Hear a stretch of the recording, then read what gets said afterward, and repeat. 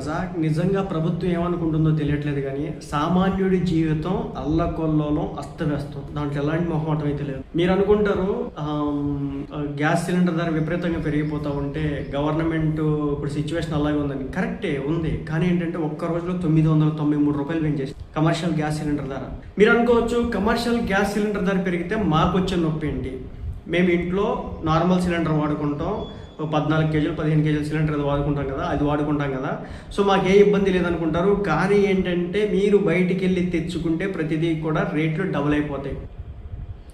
3000కు పైగా ఒక commercial cylinder ధర పెరిగిపోయిందంటే ఒక్క రోజులో 993 రూపాయలు పెంచినారంటే అర్థం చేసుకోండి. ఈరోజు మే 1 ఈ రోజున పెంచినారు. ఇప్పటి వరకు దాదాపు యుద్ధం స్టార్ట్ అయిన తర్వాత నుంచి ఈ 3 నెలల్లో 3 సార్లు పెంచినారు అనమాట. 3315 రూపాయలు ఏంటి, దారుణం ఏంటి. దాదాపు 2000 రూపాయల కంటే తక్కువ ఉండేటటువంటి ఒక సిలిండర్ ఈ రోజున